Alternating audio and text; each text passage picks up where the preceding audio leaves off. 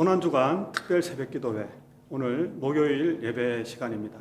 우리 함께 찬송함으로 고난주간 특세 목요일 순서를 시작하겠습니다.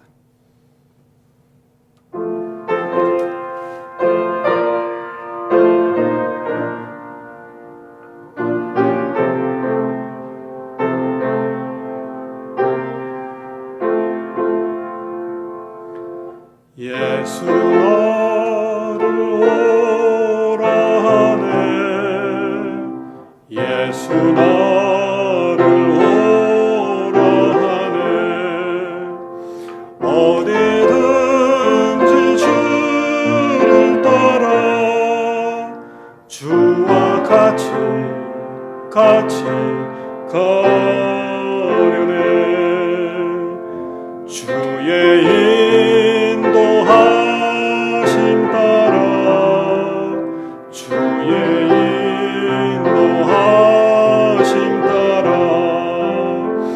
어디든지 주를 따라 주와 같이 가려네. 겟세마네 동산까지 주와 함께 가려 하네. 피땀 흘린 동산까지 주와 함께 가려네. 주의 인도하심 따라, 주의 인도하심 따라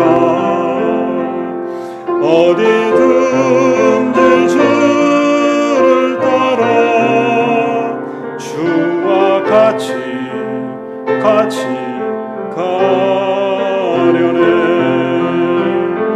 주가 계시는 에 내려 나를 항상 돌보시고 크신 영광 보여주며 나와 함께 가시네. 주의 인도하심 따라, 주의 인도하심 따라 어디든지 주를 따라 주와 같이 가려네.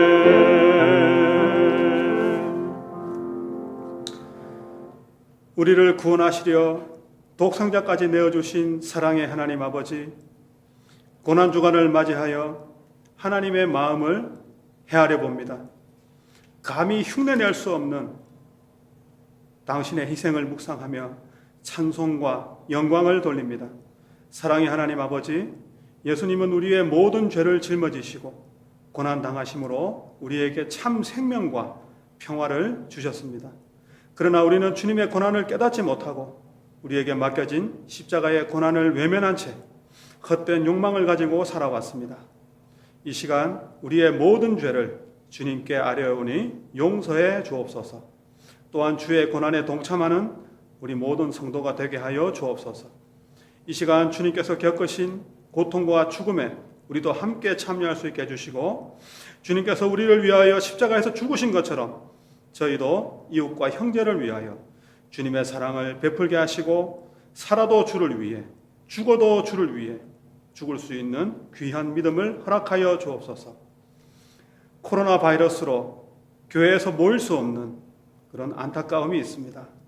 이 시간 원근 각지에 흩어진 우리 교회에 속한 권속들과 자녀손들까지 건강에 대한 염려도 있지만 경제적으로 어려움이 닥칠 수도 있는 이루 말할 수 없는 힘든 시기를 보내고 있습니다. 자칫 자신의 행복과 안일만을 추구하여 주님의 십자가를 외면하려는 우리의 속된 마음을 성령의 능력으로 뜨겁게 변화시켜 주시고, 주님을 알지 못하는 이웃을 위하여 하늘의 미랄이 되게 하여 주옵소서. 사랑의 하나님 아버지, 고난주간에 드리는 이 특별 새벽기도를 기뻐 받아 주옵소서. 저희가 십자가의 길을 가며 예수 그리스도를 위하여 오직 참된 평화의 걸음을 걷게 하여 주옵소서. 우리를 위해서 고난받으신 예수님의 이름으로 기도합니다. 아멘.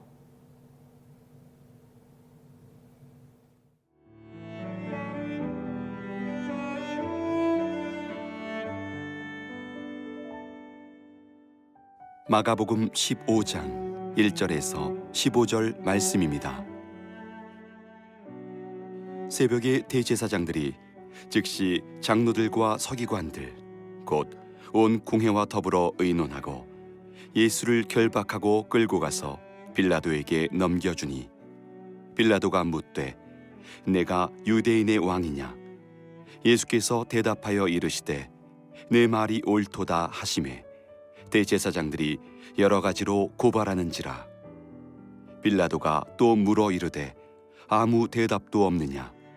그들이 얼마나 많은 것으로 너를 고발하는가 보라 하되 예수께서 다시 아무 말씀으로도 대답하지 아니하시니 빌라도가 놀랍게 여기더라. 명절이 되면 백성들이 요구하는 대로 죄수 한 사람을 놓아주는 전례가 있더니 밀란을 꾸미고 그 밀란 중에 살인하고 체포된 자 중에 바라바라 하는 자가 있는지라. 무리가 나아가서 전례대로 하여 주기를 요구한대 빌라도가 대답하여 이르되 너희는 내가 유대인의 왕을 너희에게 놓아주기를 원하느냐 하니 이는 그가 대제사장들이 시기로 예수를 넘겨준 줄 알미러라. 그러나 대제사장들이 무리를 충동하여 도리어 바라바를 놓아달라 하게 하니 빌라도가 또 대답하여 이르되 그러면 너희가 유대인의 왕이라 하는 일을 내가 어떻게 하랴? 그들이 다시 소리 지르되 그를 십자가에 못 박게 하소서. 빌라도가 이르되 어찌미냐? 무슨 악한 일을 하였느냐 하니 더욱 소리 지르되 십자가에 못 박게 하소서 하는지라. 빌라도가 무리에게 만족을 주고자 하여 바라바는 놓아주고 예수는 채찍질하고 십자가에 못 박히게 넘겨주니라. 우리가 예배 때마다 신앙 고백하는 사도신경에 보면 본디오 빌라도에게 고난을 받아 십자가에 못 박혀 죽으시고 이런 내용이 나옵니다.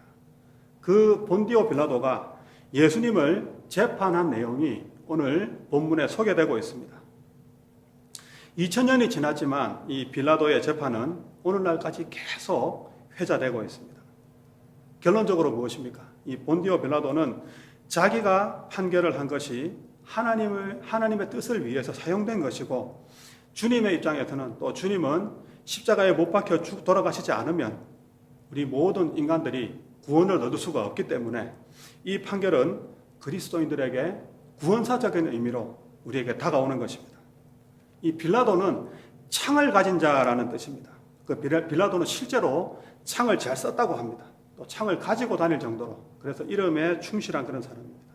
그래서 역사가들은 이 빌라도에 대해서 기록을 했는데 아주 사악한 사람이라고 합니다. 보통 우리가 사악한 사람은 강한 사람이 아닙니다. 아주 약한 사람이기 때문에 진리에 밝고 또 정치에 줄을 잘 떼서 예민하게 줄을 잘 타는 그런 사람입니다. 그래서 원래 총독은 5년 정도만 있다가 가는데 이 빌라도는 정치적으로 잘 이용을 해서 10년쯤 이 유다를 다스리게 됩니다. 그런데 이 재임 기간 동안에 유대인의 마음을 사로잡지 못했던 것 같습니다.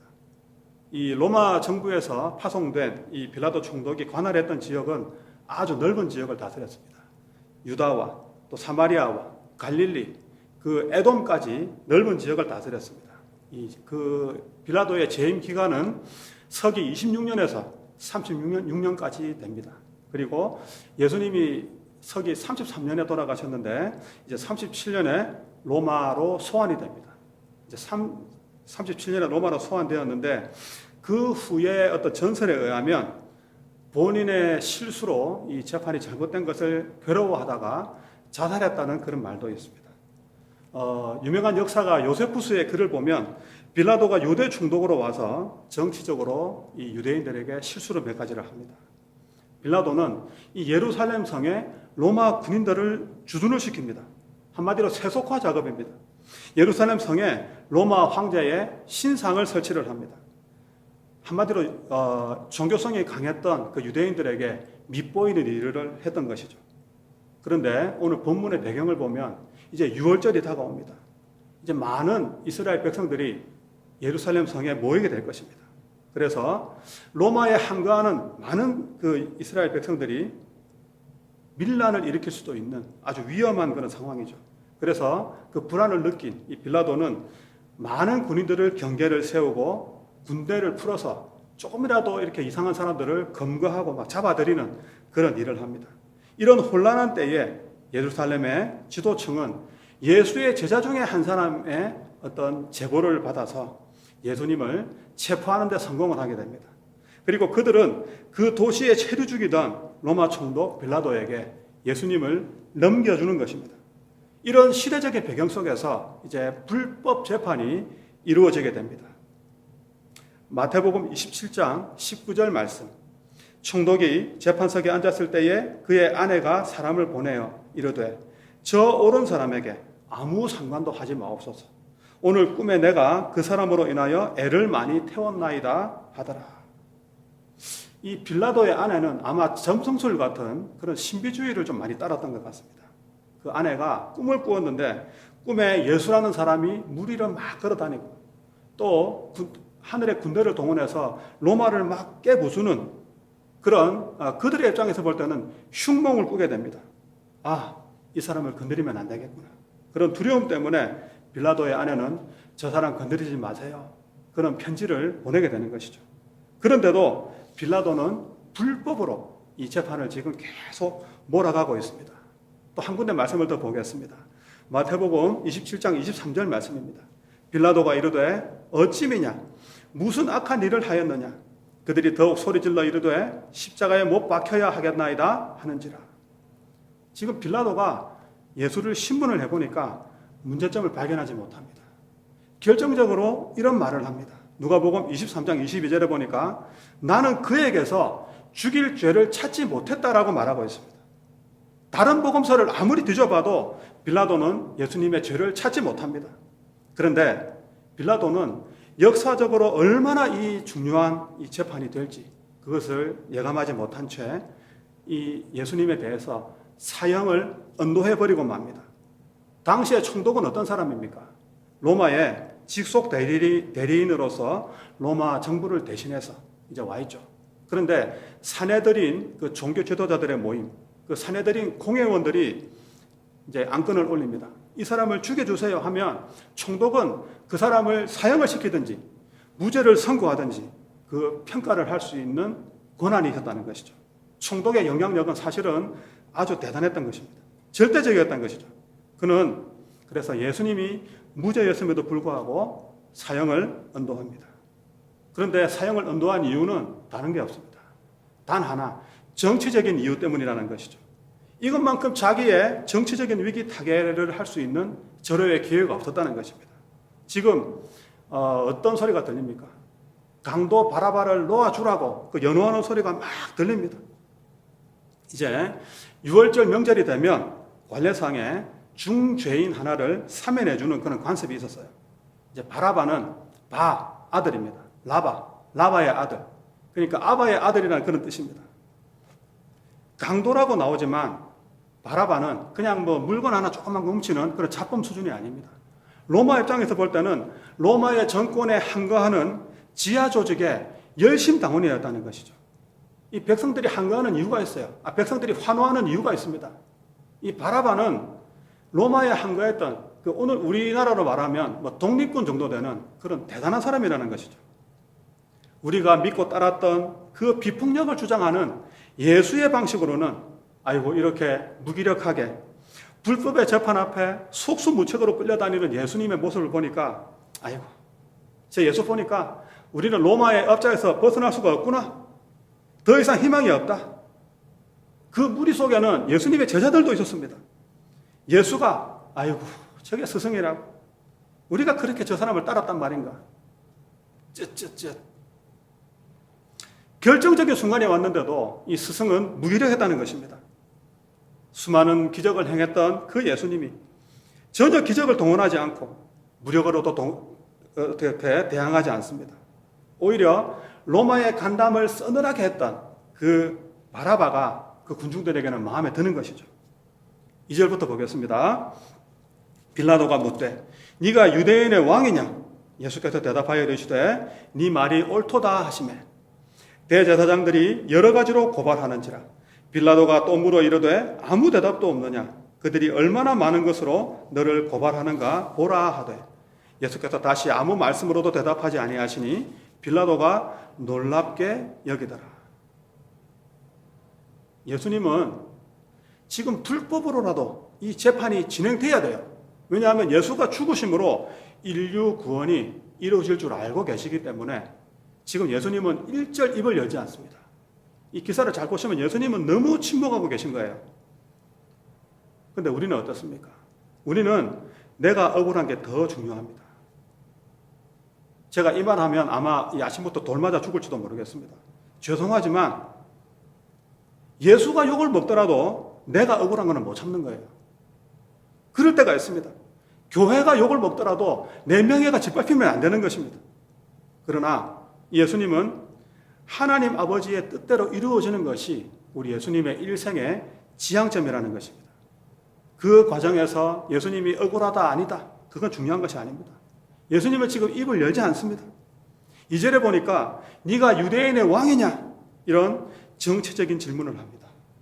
이것은 사실상 예수님이 십자가에 유대인의 왕이라는 그 팻말이 달린 채 죽어가는 근거가 되는 이야기죠. 로마 황제에게 도전했느냐? 이런 위험한 발언을 하는 것입니다. 15절을 보겠습니다. 빌라도가 무리에게 만족을 주고자 하여 바라바는 놓아주고 예수는 채찍질하고 십자가에 못 박히게 넘겨주니라. 지금 빌라도는 무리에게 만족을 주고자 하는 것이죠. 무리에게 만족을 주고자 하여. 그것이 자신에게는 자기 이익이 되고 자기 자리가 안전하게 보장되기 때문입니다. 사람들은 항상 대세를 따르지 대의 큰 뜻을 따르지는 않습니다. 교회에서조차도 어때요? 작은 소리는 그냥 한 방에 훅 그냥 매도가 되기도 합니다. 이것은 세상의 속성입니다. 빌라도는 대세를 택했고 다수의 소리를 택했고 이익을 택했다는 것입니다. 그렇지만 역사를 보십시오. 역사는 수백 명의 사람들이 항상 언제나 옳았다고 이야기하고 있지는 않습니다.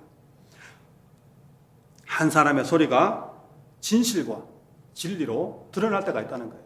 우리가 너무 잘 아시는 노아 이야기를 한번 보십시오. 노아가 얼마나 그 시대 사람들에게 조롱을 당했겠습니까? 다 먹고 마시고 장가가기 바쁜데 하나님 약속 하나만 붙들고 배를 만듭니다. 그것도 산 꼭대기에서. 말이 안 되잖아요. 지금도 똑같은 거예요. 예수 안 믿는 사람들이 아이고 우리 예수쟁이들 왜 저렇게 답답해? 왜 저렇게 깝깝하게 살아가냐고. 1년 52주 그냥 한두 번 빠지고 그냥 뭐 일요일날 놀러 가면 되는데 그냥 저 사람 교회에 붙어 사네? 우리를 조롱하듯이 비웃는 그런 경우가 참 많죠. 디모데후서 4장 8절입니다. 이제 후로는 나를 위하여 의의 멸류관이 예비되었으므로 주 곧 의로우신 재판장이 그날에 내게 주실 것이며 내게만 아니라 주의 나타나심을 사모하는 모든 자에게 도니라. 지금 디모데후서 4장 8절에서는 의로우신 재판장 이런 법적 용어를 사용하고 있습니다. 지금 바울은 로마의 그 황제 법정에 서서 지금 사형을 언도받고 있습니다. 이제 사형을 언도받고 있는 중이니까 집행만 앞두고 있는 거예요. 그것이 사도 바울에게 내려진 역사의 평가입니다. 그런데 이 디모데후서에 보니까 한 사람이 웃고 있습니다. 바로 사도 바울입니다. 당시 로마의 황제는 사람이 아니에요. 그들은 황제를 신으로 취급을 합니다. 따라서 로마의 법정은 신의 법정입니다. 어느 권력도 이 판결을 뒤집을 자가 없습니다. 오직 한 분, 누가 뒤집을 수 있죠? 의로우신 재판장. 바울은 지금 그 한 분을 바라보고 있는 것입니다. 나는 이 인간의 역사에서는 사형이 언도되어서 형장의 이슬로 사라지겠지만 웃기지 마라. 이것은 최종 재판이 아니다. 내게는 영원한 의로우신 재판이 남아있다는 것입니다. 사랑하는 성도 여러분, 우리는 이 땅에서 나에 대한 평가에 대해서 일희일비하지 마시기 바랍니다. 세상 사람들의 입에 의해서 평가되어지고 비난이 쏟아지고 또 반대로 칭찬이 쏟아진다 할지라도 그것은 시대에 따라서, 시대의 변화에 따라서 어쩔 때는 영웅이 되기도 하고 어떨 때는 역적이 되기도 하는 것이죠. 진정한 평가는 언제예요? 우리가 하늘에 가서 의로우신 재판장. 그래서 사도 바울은 하나님을 향해서 지금 법정 용어를 쓰고 있는 것입니다. 예수님이 지금 입이 없어서 침묵하고 계십니까? 그 평가를 누구에게 맡기고 계신 거예요? 하나님께 맡기는 것입니다. 여러분, 우리도 이 평가를 사람들에게 평가를 드리려고 하지 마십시오. 입을 가진 사람들마다 평가가 다 다릅니다. 그것은 기준이 없어서 그렇습니다. 예수님은 하나님의 말씀대로라는 기준이 있기 때문에 꿋꿋하게 자기 길을 가셨다는 거예요. 제자들 한번 보세요. 십자가 돌아가시니까 다 도망갔다가 이제 성령이 임하니까 다시 돌아오고. 사람이 원래 그렇습니다. 자기가 주인이 아니에요. 위에서 주장하고 움직이는 분이 계신다는 것입니다. 그래서 사람은 맡기는 싸움을 계속 하는 것입니다. 이제 설교를 마치면서 제가 한 가지 예화를 드리겠습니다. 사오정이 면접만 보면 떨어지는 거예요. 그래서 사오정 옆에 보니까 손오공은 면접 보면 잘 보거든요. 그래서 손오공이 면접 보러 간다 하길래 이제 하루는 따라갑니다. 아, 손오공이 면접 어떻게 보지? 이제 면접관이 묻습니다. 사장님이 손오공에게 좋아하는 축구 선수 있습니까? 예. 옛날에는 차범근 좋아했는데 요즘에는 손흥민 좋아하는 것 같습니다. 아, 그래요? 운동을 좋아하시네요. 그러면 박찬호가 다저스에 있을 때 등넘버가 몇 번이었습니까? 61번입니다. 아, 숫자까지 기억하시네요. 그럼 혹시 이제 마지막으로 질문하는데 코로나 바이러스는 언제쯤 끝날 것 같습니까? 언젠가는 끝이 나겠지만 아직까지 과학적으로 증명된 것은 없기 때문에 아직은 뭐라고 확실히 말씀드릴 수는 없습니다. 이제 애매한 질문인데도 불구하고 지혜롭게 마무리를 하는 거예요. 아, 저렇게 하면 되겠구나. 이제 사오정이 자기 차례가 됩니다. 좀 이제 엉성하게 사오정에게 걸어 들어오니까 면접관이 무슨 질문을 하지 이렇게 하다가 첫 질문을 던집니다. 이름이 뭡니까? 옛날에는 차범근, 요즘은 손흥민이라고 부릅니다. 면접관이 너무 어이가 없어가지고 도대체 당신 나이가 몇 살이요? 61입니다. 이 이야기는 무조건 따라하는 세태를 꼬집은 것입니다. 한국의 한 대기업 면접관이 쓴 글이 있습니다. 청년들의 자기소개서를 읽어보면 다 똑같다는 거예요. 자전거 만드는 회사에 자기소개서를 썼는데 전부 다 자전거 좋아해요. 뭐 3살 때부터 자전거를 탔대요. 너무 개성이 없이 다 따라하는 그런 세태를 말합니다. 우리 교회 청년들은 뭐 미국이니까 그렇지는 않지만 요즘 한국의 청년들 보니까 그것은 요즘의 경향이라는 것입니다. 신앙이든 인생이든 자기의 패턴을 지키고 주관을 지키는 것이 정말 필요하다는 것입니다. 그것이 믿음의 일부라고 저는 믿습니다. 저는 이제 신앙인으로서 제일 먼저 보이는 사람이 누구냐 하면 모든 사람이 저쪽을 바라보고 있는데 그 길은 아니니까 돌아설 수 있는 사람입니다. 모두가 저 사람은 죽어야 돼 저렇게 외치고 있는데 그 죽어야 돼 외치는 소리가 잘못된 것이라면 비난을 받는 자를 격려해주고 등을 두드려줄 수 있는 그것이 바로 용기가 있다는 것입니다. 아무 생각 없이 남이 비난하니까 나도 비난하고 누가 칭찬하니까 나도 칭찬해주고. 요즘 청년들 모토가 뭐예요? 가늘고 길게요. 왜냐하면 모난 돌이 정맞거든요. 로마서 12장 1절 말씀입니다. 너희는 이 세대를 본받지 말고 오직 마음을 새롭게 함으로 변화를 받아 하나님의 선하시고 기뻐하시고 온전하신 뜻이 무엇인지 분별하도록 하라.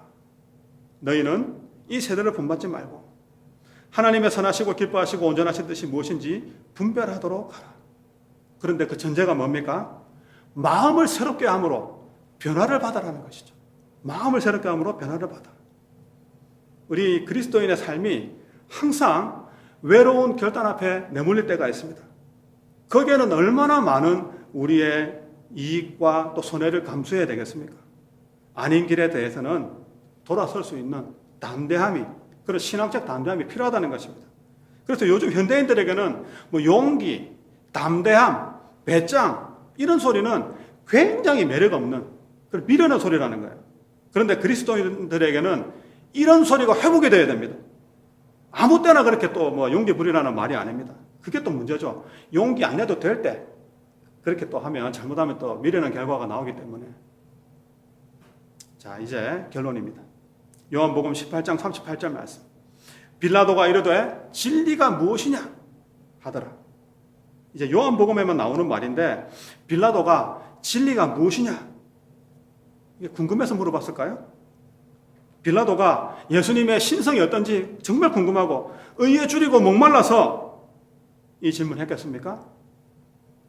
한글 번역이 달라서 그렇지만 이 말은 그겁니다. 야, 이 사람아, 진리가 뭐야? 진리가 밥 먹여주냐?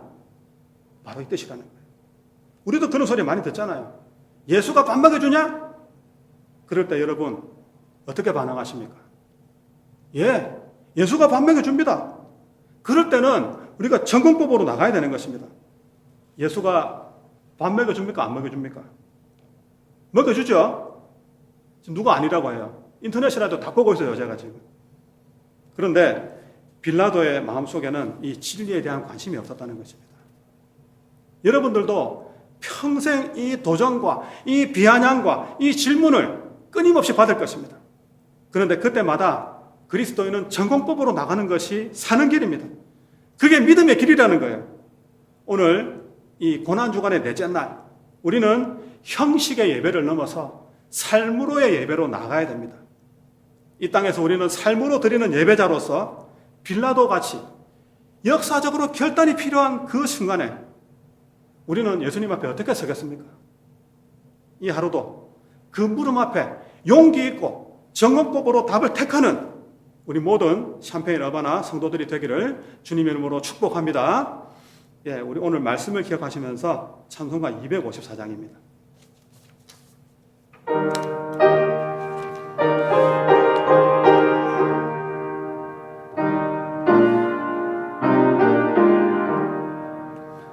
내 주의 보혈은 정하고 정하다 내 죄를 정케 하신 주 날 오라 하신다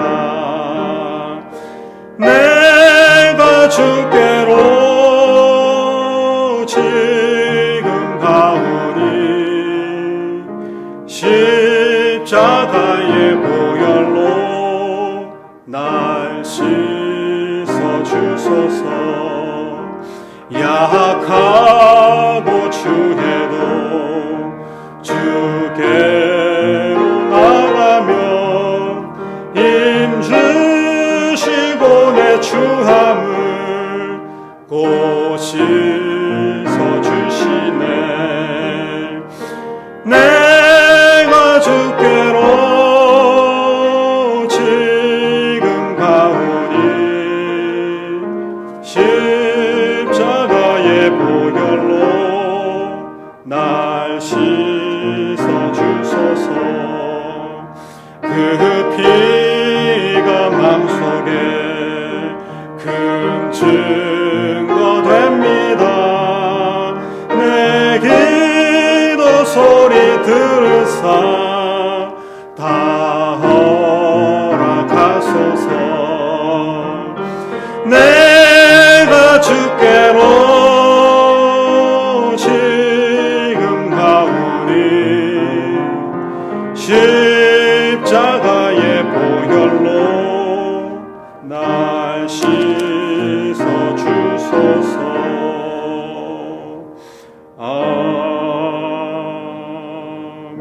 아멘. 사랑하는 주님, 이 시간 주님과 같이 영적으로 교제하는 시간을 주심을 감사를 드립니다.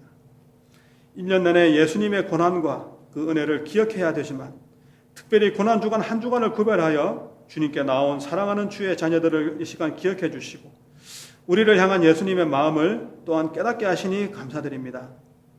하나님의 아들을 알아보지 못하는 사람들, 세상의 행복을 가져다 줄 메시아를 기대하는 사람들, 그렇지만 저들은 눈이 어두워져서 주님은 마음 아파하십니다. 예수님을 어떻게 생각하는가에 따라서 모든 삶이 결정되는 줄로 믿사오니 예수님이 세상과 사람을 창조하신 창조주요 하나님의 아들이요 우리를 구원하신 구원자로 우리의 생각을 바꾸어 주시옵소서. 하늘로부터 값없이 받은 이 은혜의 비밀을 깨달은 사람으로 살되 하나님의 자녀다움 하나만으로도 세상의 중심에 서서 겸손하나 당당하게 세상을 향해서 예수님이 나의 주인이라고 선포하며 살아가게 하옵소서. 이번 고난주간에 예수님이 흘리신 눈물에 함께 동참하는 시간이 되기를 기대합니다. 긴 겨울 인내한 꽃들이 새봄에 피어나듯이 고난을 넘어 부활로 나아가는 생명의 꽃을 함께 피우게 하여 주옵소서. 살아계신 예수님 이름으로 기도합니다. 아멘.